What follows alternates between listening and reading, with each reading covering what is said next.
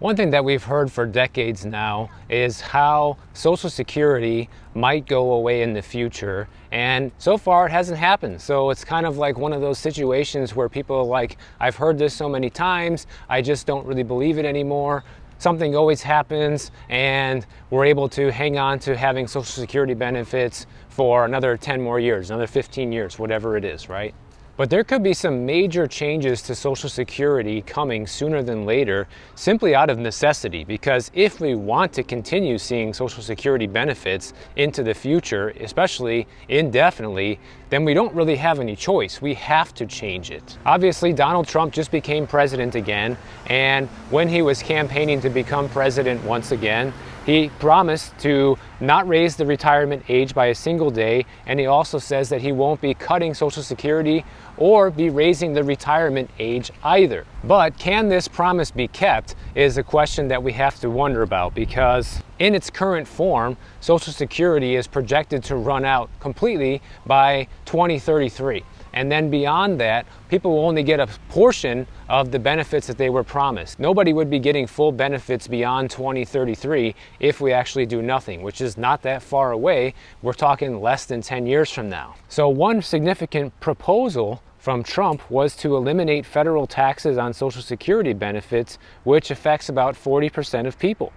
This would effectively reverse the tax that was introduced back in 1983, which was meant to guarantee additional revenue for Social Security. And this is something that a few of my viewers who receive Social Security asked me to talk about. So I wanted to bring this up today because some people actually have to pay taxes on their Social Security income if their combined income reaches a certain threshold.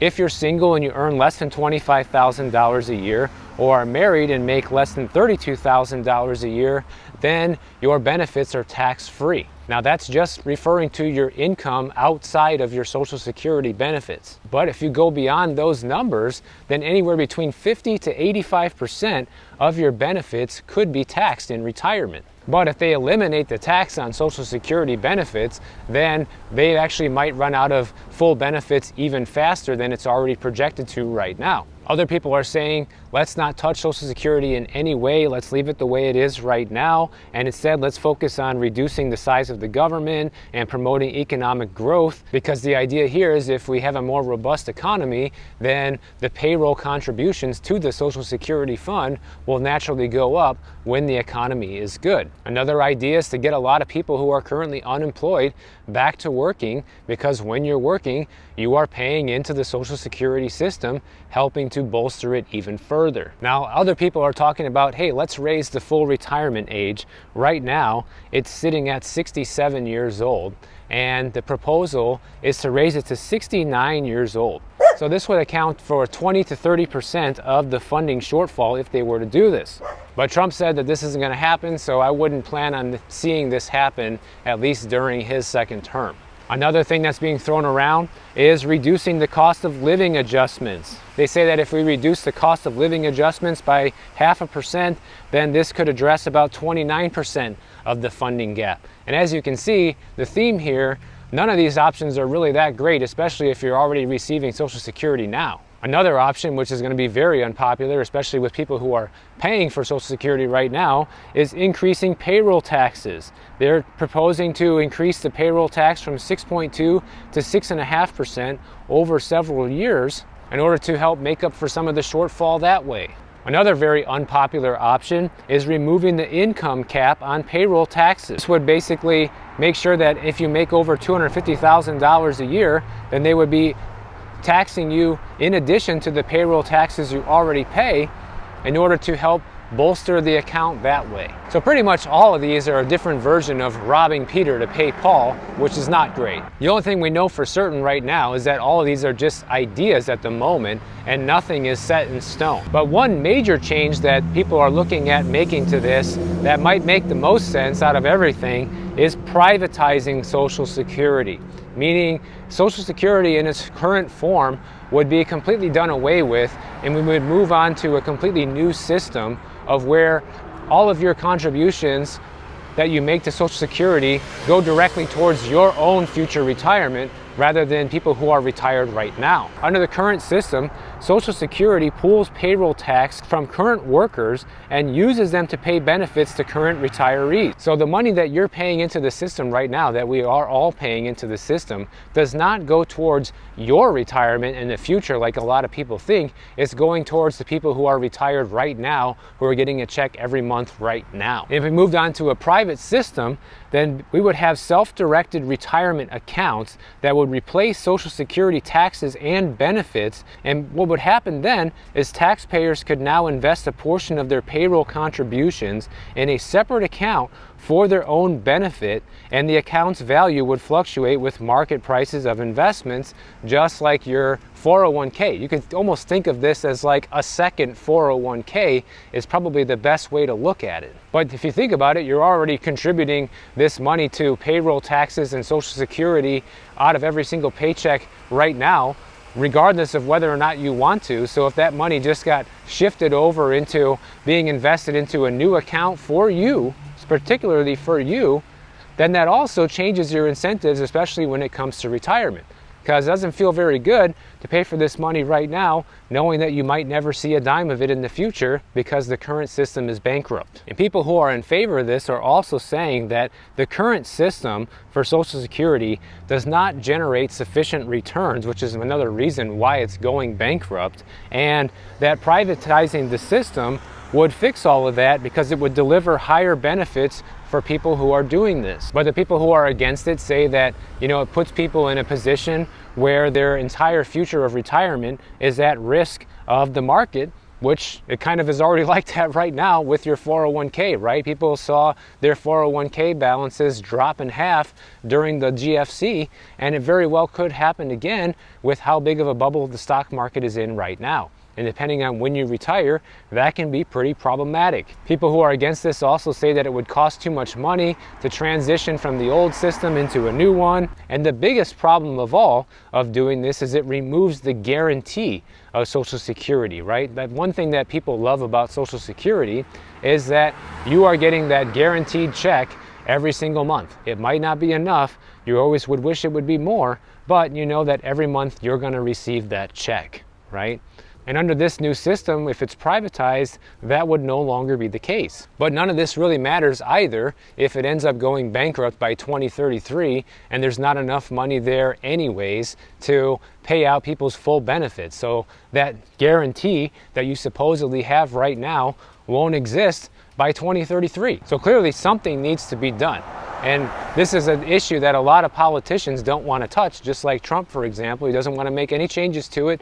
Let's keep it all the same. Maybe we'll cut the taxes on it and that's it. And they say another benefit of the current system from Social Security is that people receive a benefit in retirement based on how much they paid in while they were working, but it also keeps lower income people from going into poverty because it allows lower income beneficiaries to receive benefits in excess of their contributions when they were working. So they say that this keeps millions of people out of poverty every single year. But the reality is, if we do nothing and we wait until 2033, under the current system, by then, only about 79% of the scheduled benefits will be able to be paid out after 2033. So the clock really is ticking on this, and if they do nothing, then everybody who receives a Social Security check, regardless of your age, after this year, will be starting to get gypped pretty significantly moving forward. And let's face it, a lot of this is also driven by demographics, right? We have the largest generation in history, baby boomers, drawing Social Security right now, and new ones being eligible to draw Social Security every single day. And there's just not as many people in the workforce contributing to those Social Security taxes right now to keep paying those benefits. So that is a big problem. Combine that with higher life expectancy, people are living longer than before and drawing on that fund longer than ever. That's not really a recipe for solvency. What would probably be best is some sort of hybrid solution, right? Where the bulk of your payroll taxes start going towards your own retirement, right? In a separate account that will essentially be your Social Security when retired, but still a portion of it will go towards a supplemental fund for people who will need extra in retirement, like these people they were talking about that didn't make enough when they were working and supposedly helps keep them out of poverty. So that way there's a balance to the system, and people who earn more can save more for retirement and not have to worry about it. And the people who didn't earn as much will still be able to collect something that they did save and maybe still receive a small supplemental stipend from the government. And a benefit of doing it this way also would be that, for example, when somebody passes away, the Social Security benefits end, right? They're not receiving it anymore, and it stops being paid out. But if we move to a system where people are saving for their own retirement and saving for their own Social Security benefits one day, and say that person passes away and there's still a balance in the account, then this can be inherited and passed down to their children or somebody that they choose, and can be put towards that person's Social Security benefits in the future. So this could also be a way for people that essentially save too much for retirement and don't live long enough to see that money, to help pay for other people they wish to see the money go to, which can take even more pressure off the system as it currently is. And of course, people that earn a lot of money can increase their contributions to retire even earlier if they want to, or to increase their payouts in retirement, which is something you can't do right now, at least with Social Security benefits. Sure, you can have your own private brokerage account, a 401k, whatever, but when it comes to Social Security benefits, there is a limit. There's a cap on how much any person can receive. Another thing that could be done is they could stop paying Social Security benefits to people who were high income earners, people that have plenty of money saved in retirement and don't need that $2,000 a month Social Security check. I know it's not really the most fair thing to do, but I wouldn't be surprised if they do it, because when does the government ever do anything fair anyways? But proponents of this whole new system, privatizing Social Security, believe that, this would actually lead to a lot of people increasing their savings rate, which would really help lift the burden off of paying for so many people in retirement, because this would give somebody an incentive. For example, like, nobody wants to see that percentage of their paycheck go out for Social Security, but if you know that all that money is going to be for you in retirement, then it gives you an incentive to put even more towards it now while you're still working, and save a higher portion of your income.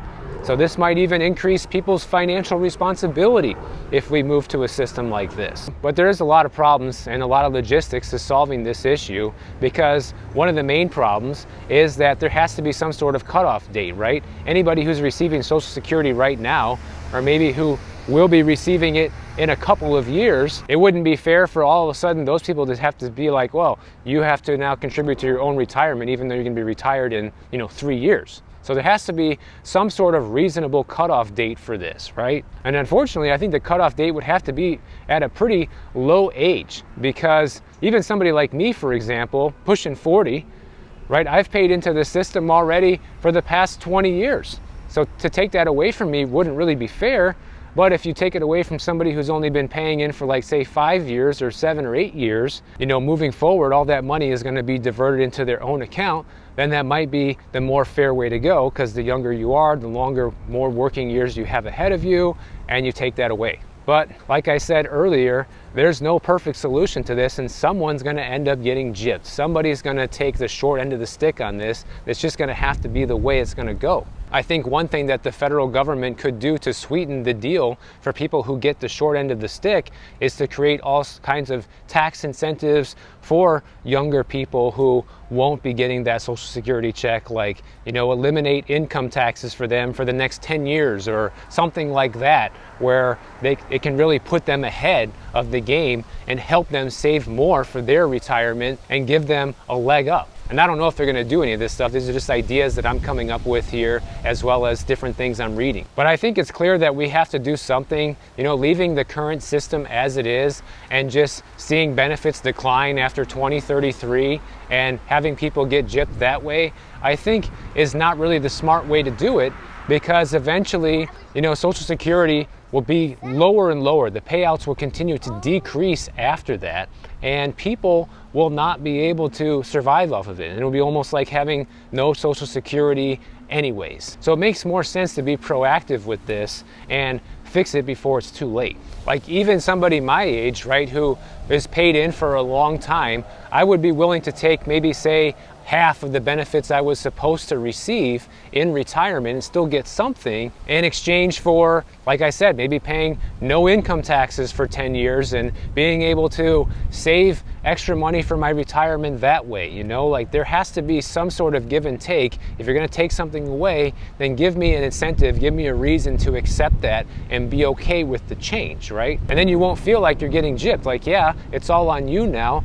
Yeah, you have to be the one saving for your retirement in total now through your working efforts. But at least if I'm saving a good chunk of my income because I'm not paying taxes for a decade, that can be a huge advantage. I would almost be volunteering for that because I think that would be a great thing for a lot of people who can manage that. But I think just letting it run until 2033 without doing anything is kind of irresponsible, because then people start naturally getting a lower and lower check at a time when they need a higher check more than ever, because you can guarantee that the cost of living is going to be substantially higher in 2033 than it is today. So if you enjoyed this video, make sure you subscribe to the channel. And if you don't want to wait for my next video to come out, check out this one on the screen right over here, and I'll see you in the next one.